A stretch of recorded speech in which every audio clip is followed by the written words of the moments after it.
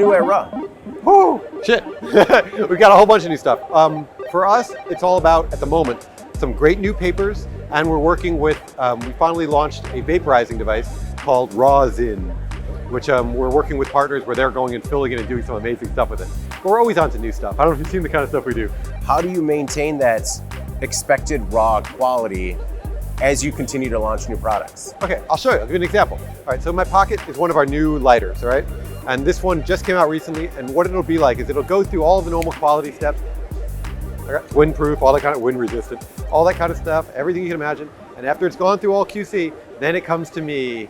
And then I sit there and I mess with it and I decide, like, you know, it's a little too difficult to push this up and down. You know, the flame adjuster, I feel like it should have it doesn't quite go down low enough. It should go up a little higher. And I fiddle with it and fiddle with it and fiddle with it. And then I push back on the manufacturer or the vendor, whoever it is, and show them the smallest little changes in the world. You know, that print over there isn't quite clear. And that right there is a little bit blurry. You know, this over here, I don't really like that. You know, this over here, the print on your plastic had a little off. And it's like that. Yeah. So we have a whole QC team, and then it goes through this crazy, insane guy right here in order to try to make it right. Because we have this belief that we are here to serve each other. And if the product isn't right, then we failed in our job. Now, I've learned to give ourselves as a company some leeway. So like when a product is newer like this one, it says on there, prototipo, which is important because if it's not a final, we'll put it out, we'll get feedback, we'll adjust it, we'll make it better, and we'll do iteration after iteration. So finally it's actually good enough. And then the prototipo comes off, and now it's a real product. Yeah. And then then when that one's done, then we'll make another one. Scope creep is an issue. It's happened with some of my products where it started off as a grinder. Next thing you know, I've got this crazy contraption with a wheel on it, goes like this. And it's happened to me many times. I've learned the lesson though, where it's like, no, we're saving that for V2. Stop. Because I could, if I'm not careful, we'll be 5 years into development and the product's not out. And no one really wins in that case. Instead, it's like, stop, finish it, make it as good as it possibly can be. If you want to add on more features, Josh, you stop right now. And then put it out, your V2, you can add your additional features, or else you're never going to launch it. And nobody wins that way either. Right. The passion is maintained by simply, like, I literally think of myself when I need to, at a very young age, when all of this seemed impossible, right? I can walk, if I'm feeling a certain way on a weekend, I can go into my 100,000 about square foot warehouse and skateboard around it on a weekend when no one there. It's important, because then I start talking to myself and looking around and realizing, holy shit, look at the size of this thing. And it's all full of stuff, Josh. This is really all yours, man. Look at this place. Holy fuck. And you're skateboarding around looking at this stuff. And that kind of moment of awe still connects with young Josh, make him realize, like, dude, you were supposed to be like an accountant doing nothing. And I look at that, and this is one warehouse. There's more of them, the family's got more. We tend as humans to get lost in the moment or target focused on what we're working on. I try to take moments whenever I can to reflect backwards and remember where the fuck I was. I try to remember jumping over the lawnmower into this bed when I was living in a storage shed. Yeah. And I try to go back to those places so that when I look at what I have now, it's like, holy shit, this is awesome, you know? Yeah. So that's how I try to do it. To stay motivated, I get really tired sometimes. And then I'll take a break, take a couple of days off, get stoned as fuck, really just chill. Yeah. And then next thing you know, like I'm ready to go at it again. How do you try and instill that type of passion with your workforce? It's difficult because I come down on them harder than I should. Like if something's not right, because I have this belief in that we're here to serve each other and we're trying to serve our fellow humans, and that like when we pass away, if there is an afterlife, one of the first questions will be from whatever it is, how did you serve your fellow human? And if I can't answer that one with a smile on my face, shit. You know what I mean? Okay. That's all I got. I take it more seriously than I probably should. There have been times when I've broken down emotionally crying because that cool umbrella over there, the mouthpiece was supposed to be removable and someone changed it at the last moment and made it where the mouthpiece couldn't come out. Well, that makes it really difficult to clean. Yeah. That means the guy who bought it is gonna be laughing his head off smoking through this umbrella because he can smoke through the umbrella. Yeah. And he's laughing and having the funniest day of his life until suddenly he smokes too much and it gets clogged. Yeah. And then he realizes it's really hard to clean. And then he went from this giant smile, thinking the world is amazing, to like, those guys suck just like everyone else. And so I'm giving that kind of speech to my guys. I'm like, do you understand what you did? Why would you glue in the mouthpiece? Dude, like, do you understand? And yeah, we take it that seriously. And then, so it's really intense. But that type of intensity, even though I'm sure there's better ways to do it, that if you had someone you were working with that was that intense about things, you can imagine when next time you do a product, you're going to be like, no, dude, it's got to be right. You're talking to the manufacturer like, no, you don't understand. It's got to be right. No, that's not right. He's got to freak out. No, no, no, no, no, no. So that's kind of the way we do it. I try to instill our common beliefs about understanding how we're here to serve each other, understanding that when we fuck up, it's the biggest deal in the world. We put out cones that aren't quite right. It's, oh my God, dude, do you understand what that means? Yeah. I tell them, like, you understand what that means? They're like, what do you mean you understand what it means? I'm like, what happens to the guy who bought that cone where it wasn't right? What happens to him? Are you thinking about him? And they're like, well, what do you mean? Well, I estimate about 80 cones right here that were put out into the marketplace that weren't right. Do you agree with that? They're like, maybe. I'm like, what do you think happens to those 80 cones? Like, what do you think happens to the people that are smoking those 80 cones? Like, like, do you understand? You know, so it's like that. Well, I understand how that could get lost on your average employee who's like, we're just making cones. No, they understand. Okay. Okay. Because like their people above them will be like, no, no, no. Yeah. Josh is going to get on a plane and fly here.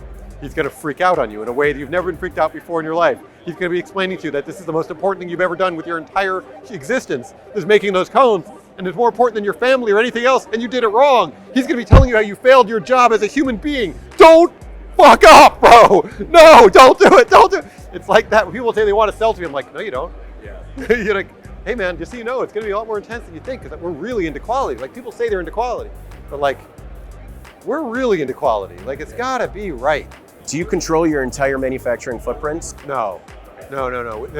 We have some of our own. The things that are the most important to us, like our rolling paper booklets and that kind of thing, those we have to do ourselves, and we're always finding ways to take on more. We're setting up an incredible factory, hopefully next year. Besides, a family has a factory already in Spain. We want to do another one to make it one of the things that we need. Yeah. Because the people that are doing it are doing a good job, but there's a way to do it that's better, and no one in Spain can do it the way I want to do it. So I have to get these special machines to do it my way, and do it all exactly right. But when it's done, it'll be incredible. Like, absolutely incredible. Have you ever had an idea that you couldn't get off the napkin sketch and make? The Master Blaster. Okay. Master Blaster was a device where you simply drop in material, it grinds it for you, puts it into an electric heating device, heats it up enough to cause it just enough to burn. It even has an area for the ash to fall off, and then it goes to a vacuum cleaner reverse type device that blows the smoke out. It was going to be epic for like parties and events, and I couldn't finish it. We tried. We really tried. Just still under development? Mentally, yeah, I've never given up on it, but the contraptions that I built with it were, they were rudimentary. Like, it involved a toaster oven, it involved literally a vacuum cleaner, a high temp vac. It was all these things. We made it work, but it clogged too quickly. Yeah. I could do it again, but I spent, I think, way too much time on that one. And it was really just, I just wanted to get it finished for 420 for one of the festivals. Where I was like, people are going out there and they're using leaf blowers. I'm like, that's not meant for that. I was trying to make something that was all heat resistant, so it was actually meant for its purpose. So it was like going to be the crowd pleaser. You know what I mean? It was going to be epic. I'm not done yet. I will finish it someday. How careful are you of maintaining that level of consistent quality? We're extremely careful about it. It's the same thing I was saying before. I don't want to repeat myself, but I do want to tell you, like, our goal is to, whatever we're making, like if it's rolling papers, if it's cones, if it's cone filling devices, if it's grinders, whatever it is, our overarching goal is to make the best that's ever been made in the history of smoke kind. It's one of the terms we use. And if we're not, then it's like, okay, at least we have to go towards that goal. If you can't make me the best right now, then make it incredible. And then we'll learn from that one and make it even better one next time. How did the new vape device come about? That you said it was through a partnership? Yeah, partnership, essentially. I don't know what the right term is. Okay. We're working with, I don't know if it's right, I guess collaboration, with CCELL, because they make the best vapes I've ever seen. Yeah. So we decided to work with them. I explained to them something we wanted to do to accomplish a goal, which is simply a better vape device for all types of live resin, live rosin. And so I was explaining to them what the problems we were experiencing with all the devices out there, and they were able to create something that I believe solved the problem. What are those problems that you fixed? I don't want to tell you, because I want to spill the beans for everyone else. But it has to do with atom size, particle size. Okay. What can we expect next from Raw? At the moment in the background over there, we're testing a V2 of our ethereal paper. There's ethereal cones that'll come early in 2026. Ethereal is the thinnest raw you've ever saw. Okay. It's an incredibly thin, I believe, I don't know. I have to be careful nowadays. I say something wrong, oh my God, sue him. So I believe it's the thinnest unbleached paper, rolling paper in the world. I believe it for rolling papers. I could be wrong, but I'm pretty sure that one we're now doing is cones. It took a while to get it right the way I needed it to be made in cones, because I don't want it to collapse or fall over, because it's so thin, it tends to have problems. We finally figured out a way to make it where we can pack it and get it right and get it to the consumer. So that's going to be a big part of 2026. 2026 will be the new Ethereal V2 papers that we're working on. We just keep going, man. Yeah. Like, it seems like a lot, and it really is, but we used to do a thing where my grandfather taught me that the way you work with competitors is you make a better product, and they make one better than you, and then you make one better than them, and you go like that. What I've experienced in life is we make a better product, and then people just make one that kind of like ours, and then we just sit there. So instead, we compete with ourselves. So we make a better product, and then we'll get it out there. And then once it's out there, it's like, okay, how can we make it better, guys? Yeah. What else can we do? We talk to our consumers, we talk to our friends. What can we do to make that better? What problems do you have with it? Well, tell me the issues you've had with it. Explain to me. Let's go smoke together. Let me see, roll with me. Oh, you had that problem? Show me. And then we learn from it and then try to make a better version and a better version and a better version and a better version. What we're noticing, one of the goals I have for 2025 is I've got to teach these dispensaries and these other people about business. And what I mean by that is a lot of them are like a McDonald's that doesn't sell fries. Okay. And I'm like, what do you guys? I walk into this beautiful multi-million-dollar dispo, and it's all marble and looks like an Apple store, and they're selling material, and they don't have papers and lighters. I'm like, what are you doing? And I know smoke shops inside and out. You know, I've been doing this for a long time. Most smoke shops, their key profitable items often are lighters, papers, cool little contraptions and knickknacks, cases to put the joint in. If you're selling vapes, vape case, vape batteries, you should have it all. Yeah. If a dude is buying material from you, whatever kind of material it is, you need to have the things for that person to consume, store it. You should have ashtrays. I know you don't want to become the biggest smoke shop, but have the fundamentals for the guy, or else you're sending him out the door to walk down the street to someone else who's got it.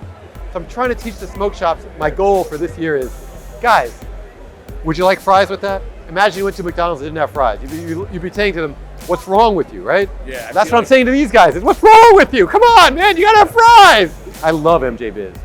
I just think that the consolidation and the downturn in the cannabis space has pushed some people out. Maybe that's a good thing. I've seen that in many times in different industries. There's that ebb and flow. I'll bet you maybe next year or the year after, it'll be bigger than it ever was. As part of that ebb and flow, what is your outlook on the cannabis industry and as a whole right now? As a whole, I'd be very cautious as an investor. Essentially, I'd be like, hold. If you wanted to come into the space, might be a good time to hold too, unless you've got something that's incredibly innovative that's actually going to change things. We're no longer in the pioneering phase as much. Now we're in a little bit more of a mature phase. What often happens in industries, there's consolidation and 3 players take over, and that's starting to happen here a little bit.